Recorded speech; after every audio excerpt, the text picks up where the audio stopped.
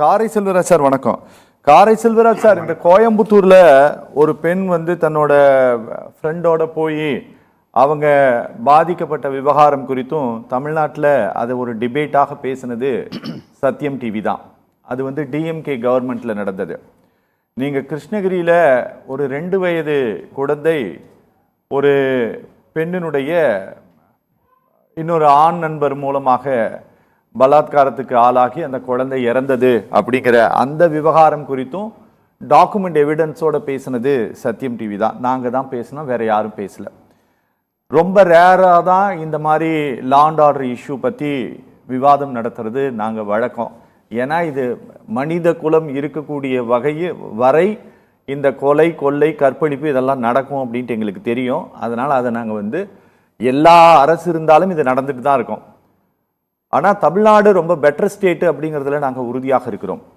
ஆனால் இந்த 10ஆம் தேதி பதவியேற்பதற்கு முன்பாக, வாக்குப்பதிவுக்கு முன்பாக திரு விஜய் அடித்த பேச்சு இருக்குல்ல, நாங்கள் வந்தால் அப்படியே இந்த தோசையை புரட்டி போடுற மாதிரி இந்த ஸ்டேட்டையே புரட்டி போட்டுருவோன்ட்டு அடித்த டைலாக்கிற்கு மாறாக தமிழ்நாட்டினுடைய லா அண்ட் ஆர்டர் சிச்சுவேஷன் மாறிட்டு இருக்கா சார்?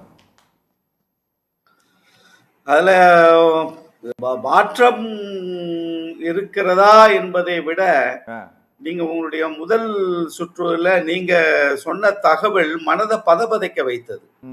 நடந்த கொலை குற்றங்கள், அந்த பெண்களுக்கு எதிரான குற்றங்களை எல்லாம் நீங்கள் வரிசைப்படுத்திக்கிட்டே வரும்பொழுது மனம் பதபதைக்கிறது.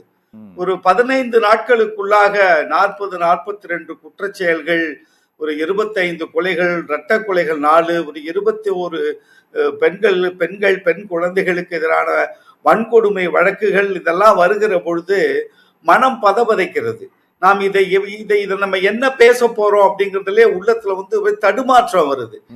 ஏன்னா நீங்க ஒரு ஆட்சி வந்தது, இயல்பா எல்லா தலைவரும் சொல்லுவாங்க. எங்கள் அன்பு தலைவர் வைகோ அவர்கள் கூட சொன்னாங்க, ஒரு 6 மாத காலம் நம்ம அந்த ஆட்சியின் மீது விமர்சனம் வைக்க வேண்டாம்.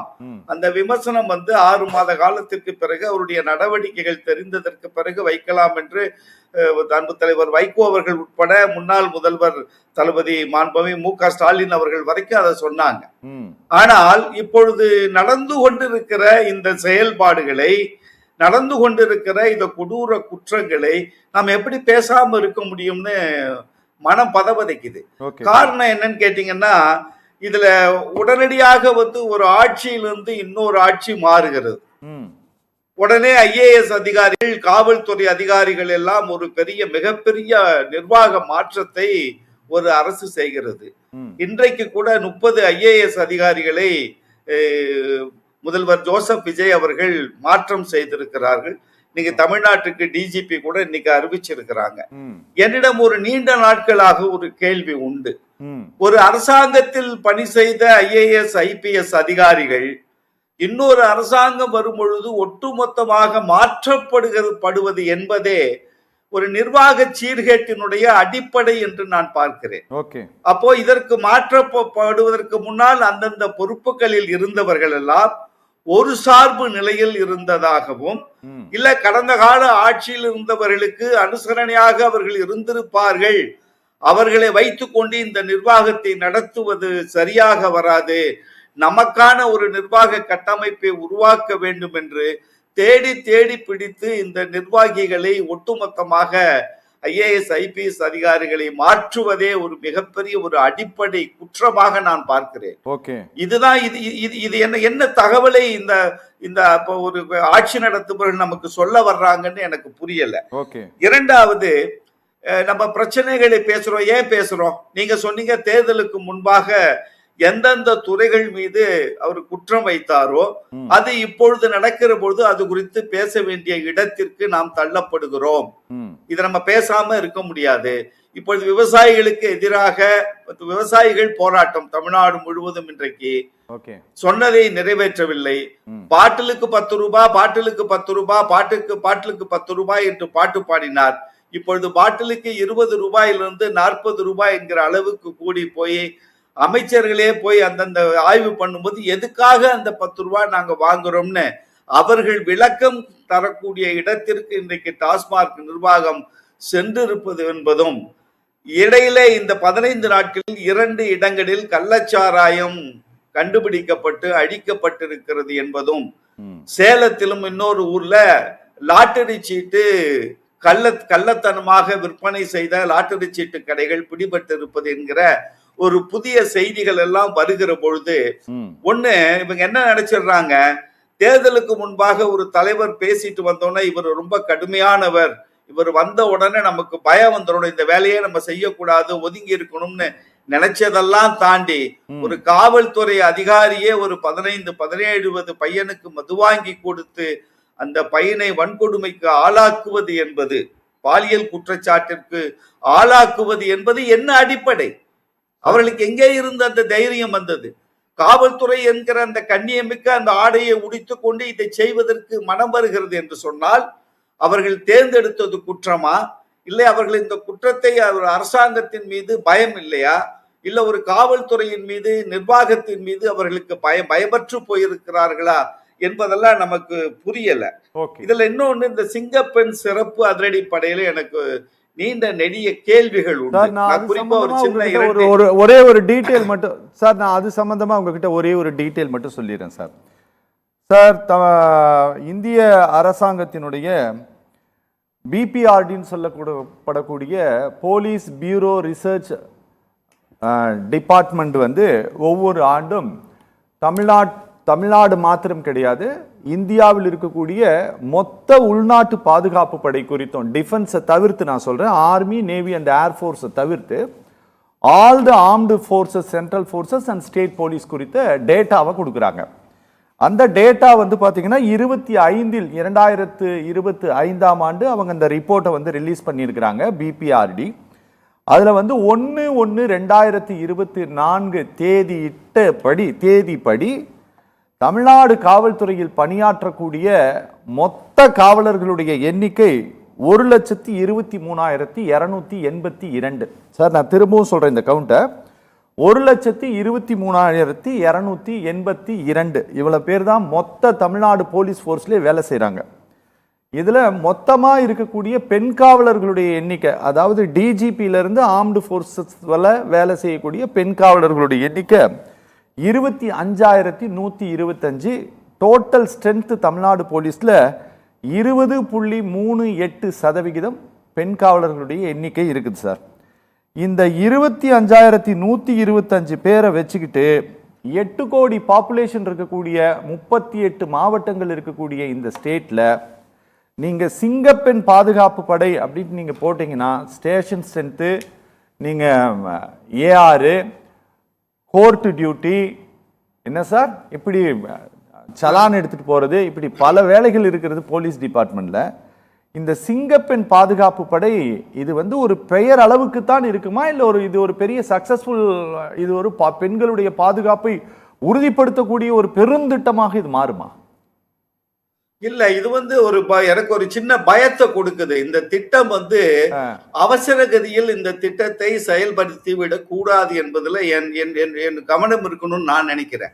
ஏன்னா பெண்களுக்கு எதிரான குற்றங்களை தடுத்தல் மற்றும் அவசர காலங்களில் உடனடியாக பாதுகாப்பு வழங்குதல், இதுதான் அவங்களுடைய நோக்கமாக சொல்லி இருக்கப்படுகிறது. நவீன ஆயுதங்கள் அவர்களுக்கு வழங்கவும், அவர்களுக்கு வந்து காவல்துறை அதிகாரிகளை போன்று ஒரு புதுமையான யூனிஃபார்ம், அவங்களுடைய சீருடை கொடுக்கிறது என்பதும், பஸ் நிலையம், ரயில் நிலையம், பள்ளிக்கூடம், ஐடி நிறுவனங்கள் அதிகமாக இருக்கிற பகுதிகளிலே அவர்கள் பாதுகாப்பு வழங்குவார்கள் என்றும், என்ஜிஓ கூட இணைந்து விழிப்புணர்வு பிரச்சாரங்கள் மேற்கொள்வார்கள் என்றும், இந்த துறையை முதலமைச்சருடைய நேரடி கண்காணிப்பில் இருக்கும் என்பதுதான் இன்றைக்கு இந்த சிங்கப்பெண் சிறப்பு அதிரடிப்படைன்னு சொல்றாங்க. அந்த திட்டத்தினுடைய நோக்கமாக அதனுடைய வடிவம் நான் சொன்னதுதான். இதை செய்வதற்கு 15 நாட்களில் ஒரு 5000 பேர் புதிதாக தேர்ந்தெடுக்கப்படுவார்கள் என்று சொன்னதாக எனக்கு நினைவு. ஏற்கனவே காவல்துறையில் இருக்கிற 25,000 பேர் ஏற்கனவே அவர்களுக்கு பணிகள் கொடுத்திருக்கிறது. அதிலிருந்து 5,000 பேரை எடுத்தால் மீண்டும் பழைய இடத்திற்கு தான் நாம் நகர்வோமே தவிர குற்றங்கள் குறைப்பதற்கு எந்த வழியும் வகை செய்யாது. இவர்கள் சொல்லி இருக்கிற பஸ் நிலையம், ஐடி, ரயில்வே ஸ்டேஷனு, இந்த மாதிரியான இடங்கள்ல பாதுகாப்பு என்கிற பொழுது புதிதாக ஒரு சிங்கப்பெண் சிறப்பு அதிரடிப்படை ஒரு 5000 பேரை கொண்ட படையை அமைக்க வேண்டும் என்பதுதான் இந்த திட்டத்தினுடைய நோக்கமாக இருக்க வேண்டும். ஏற்கனவே இருக்கிறவங்கள பண்ண முடியாது. அப்போ இந்த புதிதாக நீங்கள் ஒரு 5000 பேரை தேர்ந்தெடுக்கிறீங்கன்னா நவீன ஆயுதங்களை கையாளக்கூடிய திறமை பெற்றவர்களை எங்க இருந்து நீங்க கொண்டு வருவீங்க? காவல்துறையில் சேர்ந்தவர்களுக்கு ஓராண்டு 2 ஆண்டுகள் பயிற்சி கொடுத்து அவர்கள் ஒரு தனி ஒரு மனிதனுடைய அந்த சிந்தனையிலிருந்து மாறி காவல்துறை என்கிற அந்த சிந்தைக்குள் அந்த கட்டுப்பாட்டிற்குள் அவர்கள் செயல்படுகிற அளவிற்கு அவர்கள் மனநிலை மாற்றப்படும். அவங்க அந்த காவல் அந்த பாதுகாப்பு இது குறித்து மட்டுமே சிந்திக்கக்கூடிய ஒரு பயிற்சி முறை இருக்கும். இப்ப இந்த சிங்கப்பெண் அதிரடி படைக்கு என்ன பயிற்சி கொடுக்கறாங்க? நவீன ஆயுதங்களை கையாளுங்க. எனக்கு இவங்களுக்கே பிரச்சனை வருமோன்னு பயமா இருக்கு. பயிற்சி அற்றவர்கள், பயிற்சி இல்லாமல் போறவங்க, இவர்கள் சந்திக்க போகிற பிரச்சனைகளை நினைத்து அதுவும் பயமாக இருக்கிறது. அதனால இந்த சிங்கப்பெண் அதிரடி படை என்பது ஏதோ ஒரு வண்ண பூச்சிக்காக செய்யக்கூடிய செயல்பாடாக இல்லாமல் மிகவும் கவனமாக திட்டமிட்டு செயல்படுத்த வேண்டிய திட்டம். அது ஒரு அவசர நோக்கத்தில் அதை செய்கிறார்கள் என்பதுதான் நான் பார்க்கிறேன். பொதுவாக இந்த மாதிரி பெண்களுடைய பாதுகாப்பிற்காக ஒரு சிறப்பு திட்டத்தை தொடங்கும் போது அங்க சீஃப் மினிஸ்டருடைய ஸ்பீச் அப்படிங்கிறது ரொம்ப முக்கியமான ஒன்றாக இருக்க வேண்டும். அப்படித்தான் இருக்கணும். ஒருவேளை சமீபத்தில் நடந்த சம்பவங்கள், இந்த 61 வயசு ஒரு வயதான பெண்மணி பலாத்காரம் செய்யப்பட்டு அதில் ஒரு 15 வயது குழந்தை சம்பந்தப்பட்டது, இங்கே ஒரு 15 வயசு பையனுக்கு மதுபானத்தை கொடுத்து ஒரு போலீஸே இஷ்யூ பண்ணது, ஒரு 10 வயசு குழந்தை இஷ்யூ, கடலூர் இருக்கக்கூடிய இதர பகுதிகள், இதெல்லாம் இப்போது பேசுபொருளாக இருக்கக்கூடிய காரணத்தினால இந்த திட்டத்தை கொஞ்சம் தமிழ்நாடு அரசு ஒத்தி வைத்திருக்கிறது. ஏதாவது ஒரு மேஜராக ஏதாவது ஒரு என்கவுண்டர் பண்ணிட்டு அப்புறமேட்டு இதை நம்ம ஸ்டார்ட் பண்ணோம்னா அது பேசுவதற்கு ஓரளவு கொஞ்சம் கெத்தா அப்படியே மாசா இருக்கும் அப்படிங்கிறதுக்காக இதை ஒத்தி வச்சிருக்கிறாங்கன்ட்டு நினைக்கலாமா? இதை இல்ல, அதாவது இப்போது ஒரு வீடு, ஒரு புதிய வீடு உடைய அந்த நிகழ்ச்சியில கலந்து கொள்வதற்காக இன்றைக்கு முதல்வர் அவர்கள் சென்றதனால் அந்த சிங்கப்பெண் அதிரடிப்படை திட்டம் இன்றைக்கு தள்ளி வைக்கப்பட்டதா, இல்லது அது முறைப்படி இன்று துவங்குவதற்கான தயார் நிலைகளில் ஏற்பட்ட குளறுபடிகள் குறைபாடுகள் காரணமாக இதை நிறுத்தியிருக்காங்களாங்கிற தகவல் நமக்கு முழுமையாக கிடைக்கல.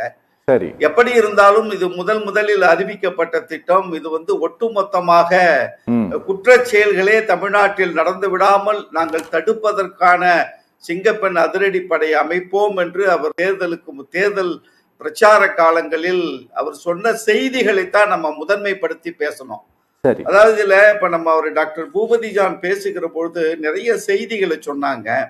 அவர் பழுத்த அரசியல்வாதி இல்ல, பாரம்பரிய அரசியல் குடும்பத்திலிருந்து வரல, ஒரு அரசியல் பின்புலத்திலிருந்து வரல, இஸ் ரொம்ப ஷை, சாஃப்ட் கேரக்டர், இன்ஸ்டிக்டா ரியாக்ட் பண்ணக்கூடியவர் இல்ல, ரொம்ப அமைதியா இருக்கக்கூடியவர், அப்படித்தான் இருப்பாரு அப்படின்னு சொன்னா மக்கள் வாக்களித்த மக்களில் ஒரு சற்றே குறைய ஒரு 50% மேற்பட்டவர்கள் இவர் திரைப்படங்களில் செய்கிற செயல்களை நிஜ வாழ்க்கையிலும் முதலமைச்சராக செய்வார் அப்படிங்கறதா இன்னைக்கு எல்லாம் அதான் போட்டுக்கிட்டு இருக்காங்க. அந்த ஒரு இன்ஃபுளுசர் கடந்த தேர்தல் காலத்துல ஒரு இன்ஃபுளுசர் பேசுனதுக்கும் இப்ப பேசுன 2 தகவல் இன்னைக்கு ஒரு காணொளி பார்த்தேன். இது பெரிய குற்றம், இந்த குற்றங்கள் பெண்களுக்கு எதிரான குற்றங்களை எல்லாம் இந்த அரசு தடுத்து நிறுத்த வேண்டும், இந்த முதலமைச்சருடைய கவனம்னு அரசு மீது குறை சொன்னவர் இப்பொழுது பெற்றோர்களே நீங்கள் தான் உங்க குழந்தைய கவனமா பார்த்துக்கணும்னு அதே இன்ஃபுளுசர் இன்றைக்கு வேறு மாதிரியான ஒரு கருத்தை சொல்லுவது என்பதும், நீங்க சாராய கடையை திறந்தா 3 நாள் என்ன ஆகும் நீங்களே சொல்லுங்க, கள்ளச்சாராயம் பெருகாதா, கஞ்சா பெருகாதா, சாராய கடைகளை எல்லாம் நிறுத்திவிட முடியுமா என்று ஒரு அமைச்சரே அங்கே இருக்கிற பொதுமக்கள் கேள்வி கேட்பதனாலதான் நம்ம இந்த கேள்விகளை முன்வைக்க ஆரம்பிக்கிறோம். அவர் சையா இருக்கலாம், ஷார்ட் கேரக்டரா இருக்கலாம், இன்ஸ்டிங்க்டா ரியாக்ட் முதலமைச்சர் ஆயிருக்க கூடாது சார்.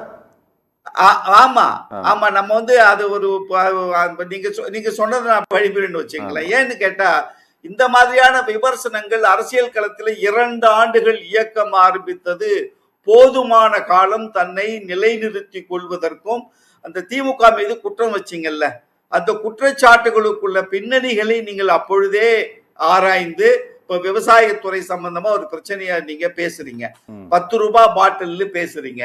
இந்த மாதிரியான நீங்க குற்றம் வைத்த எல்லா ஹலோ அங்கிள் மிஸ்டர் பதில் சொல்ல முடியுமா? உங்கள்கிட்ட நான் கேள்விக்கு பதில் இருக்குமா? உங்கள்கிட்ட பதில் கிடையாது சார். அதனால உங்களால பதில் சொல்ல முடியாது சார் என்று நீங்கள் முன்னாள் முதல்வரை பார்த்து நீங்கள் குற்றம் வைக்கிற பொழுது உங்களை தயார்படுத்திக் கொள்ள வேண்டிய நிலையிலும் நீங்கள் இருந்திருக்க வேண்டும். முதல்வரானதற்கு பிறகு அவனுடைய பர்சனல் கேரக்டர் டசன்ட் ஒர்க். எங்க வரணும், இன்ஸ்டிங்க்ட் ரியாக்ஷன் பண்ணலைன்னா சரியா வராது. இது முக்கியமானது. டெல்லி போனார். நான் எதுக்காக நான் இந்த விஷயங்கள் எல்லாம் சொல்றேன்னு கேட்டீங்கன்னா, இது இந்த எதிர்கால சமூகம் இளைஞர்கள் வீட்டுல இருக்கு. என்னுடைய பேரை ஒருத்தன், என் தம்பி மகளுடைய மகன், அவன் சொல்றான், ஐயா நீங்க தொடர்ந்து தொலைக்காட்சி எல்லாம் பேசுறீங்களா, போச்சா முடிஞ்சு போச்சா, முடிச்சு விட்டமாங்கிறான். 8 வயது இல்ல அந்த பையனுக்கு.